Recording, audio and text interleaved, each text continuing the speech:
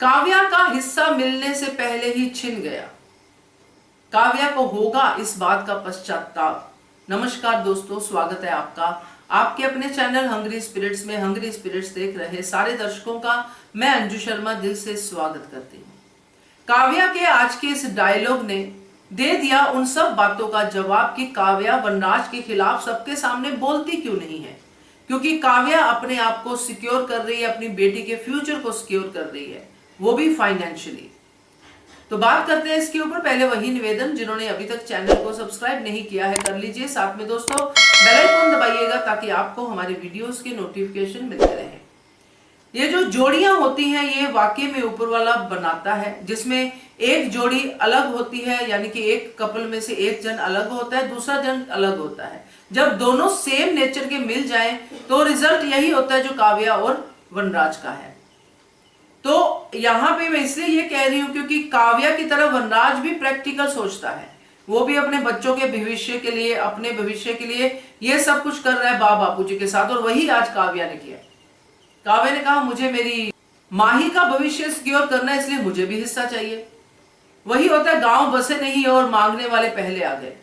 तो अभी उसको बनने तो दो, डील होने तो दो। काव्या ने भी अपना हिस्सा डाल दिया, मगर अफसोस काव्या का हिस्सा उसके मुंह में ही रह गया। उसको ये बात बोलनी ही नहीं चाहिए थी। अभी वनराज की नजरों में तो वो गिर ही गई, क्योंकि वनराज को पता चल गया कि ये तो हिस्सा मांग रही है भाई। यहां पे ही फर्क पता चलता है अनुपमा का और काव्या का। अनुपमा का तो हिस्सा है, अनुपमा के एनओसी के बाद तो घर बिक ही नहीं सकता, मगर अनुपमा हिस्सा नहीं मांग रही है। काव्या जिसका ना तो एनओसी पे कोई है ना कुछ और है, वो हिस्सा मांग रही है क्योंकि वो वनराज की लीगल वाइफ है। इस बात का पछतावा काव्या को होगा बाद में, क्योंकि वो सोचेगी कि मैंने क्यों कह दिया, क्योंकि यही तो वनराज के लिए एक ताना बनेगा काव्या के लिए कि तुम भी तो हिस्सेदार बन गई थी, तुम भी तो आ गई थी अपना झोला लेके कि मुझे भी घर चाहिए, मुझे भी फ्लैट चाहिए। तो जब ये बातें दोस्तों काव्या सोचेगी तो काव्या को पछतावा होगा कि क्यों मैंने कह दिया, क्योंकि वो अनुपमा के सामने भी अपने नंबर टनाटन रखना चाहती है और प्रैक्टिकली भी वर्ल्ड में अपने आप को सिक्योर रखना चाहती है।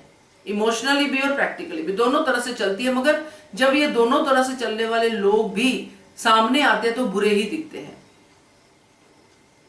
आज जबकि काव्या को ये बात और अच्छे से करनी चाहिए थी, और अच्छे से अनुपमा से बात करनी चाहिए थी, मगर वो सीधी वनराज के पास गई, उसको रोकने की जगह नहीं, बल्कि उसको ये कहने के लिए कि मेरा भी हिस्सा है।